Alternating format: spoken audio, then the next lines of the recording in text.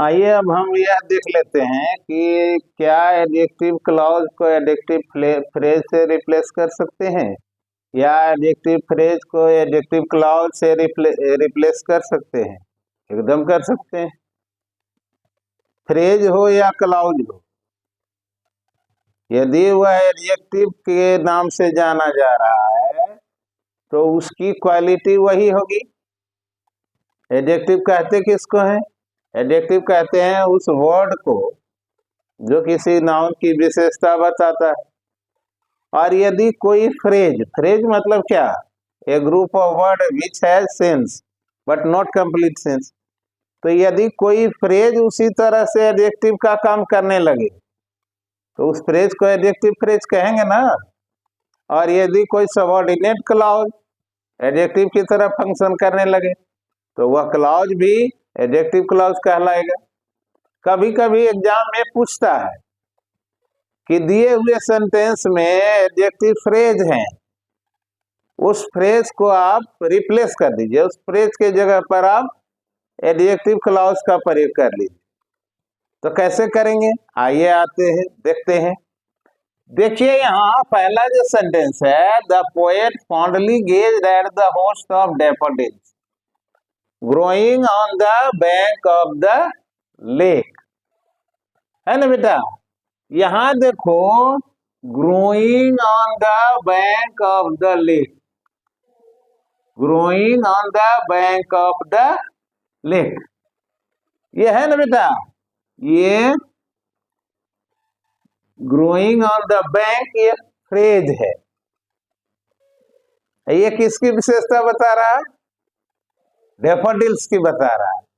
इसका मतलब है कि यह फ्रेज कौन सा है? ये एडजेक्टिव फ्रेज है ना। तो हम इस फ्रेज को हटा करके यदि एडजेक्टिव क्लॉज बना करके वहां लिख दें तो ये सेंटेंस सही होगा कि नहीं होगा? एकदम सही होगा, क्योंकि दोनों का अर्थ तो एक ही होगा ना। आइए हम करते हैं ग्रोइंग ऑन द बैंक, तो इसके जगह पर हम लिख सकते हैं ना, the host of daffodils which which is growing, which is growing on the bank of the lake, है ना। ये सेंटेंस सही हो गया ना। पोएट बहुत ललचाई नजरों से डैफोडिल्स के उस झुंड को देख रहा है जो उस लेक के किनारे बढ़ रहा है। किस डैफोडिल्स को देख रहा है?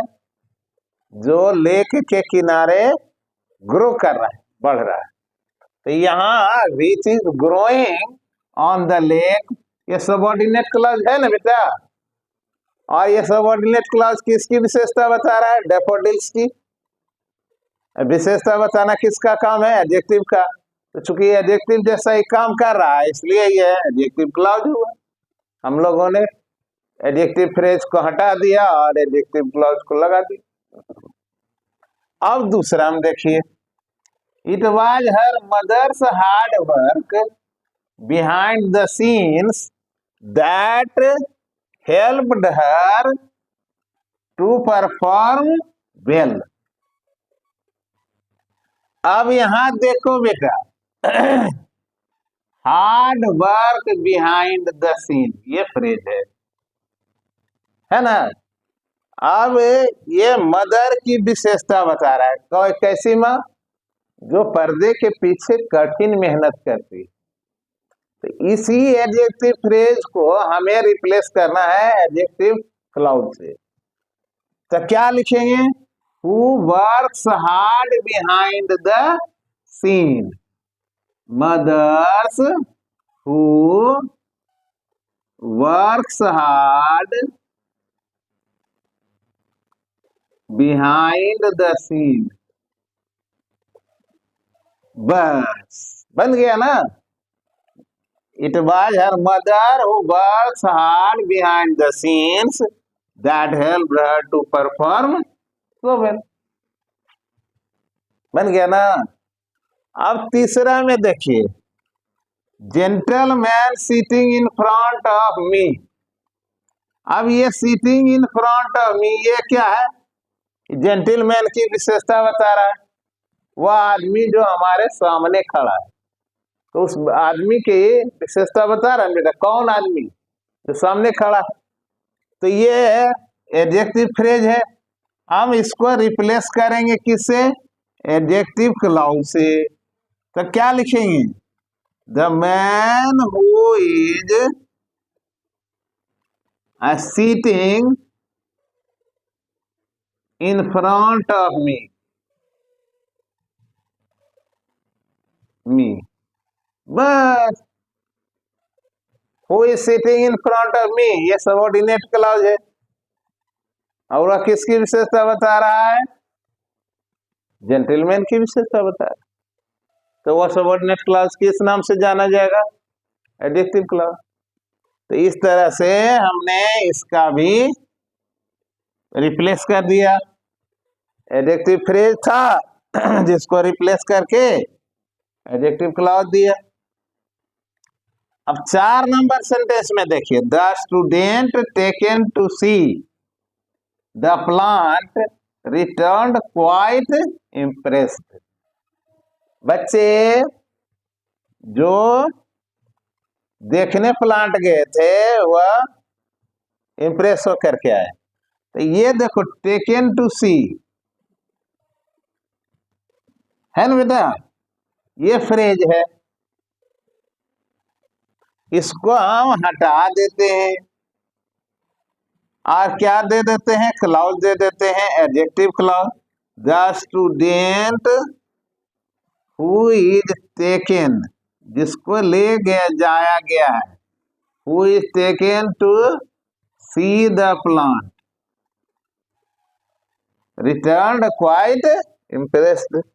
यहाँ who is taken to see the plant ये क्या है? सबऑर्डिनेट क्लॉज है। ये किसकी विशेषता बता रहा है? स्टूडेंट। तो ये एडजेक्टिव क्लॉज हुआ ना।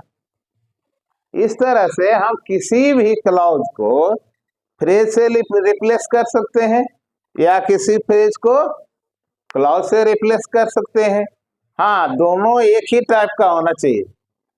नाउन फ्रेज को नाउन क्लॉज से रिप्लेस कर सकते हैं, एडजेक्टिव फ्रेज को एडजेक्टिव क्लॉज से रिप्लेस कर सकते हैं, बदल सकते हैं, या एडवर्ब क्लॉज को एडवर्ब फ्रेज से भी रिप्लेस कर सकते हैं। यहाँ तक कि नाउन से भी कर सकते हैं, एडजेक्टिव से भी कर सकते हैं और एडवर्ब से भी कर सकते हैं। इस तरह की लगातार जानकारियों को पाने के लिए आप बने रहिए इंग्लिश एडुटेक के साथ।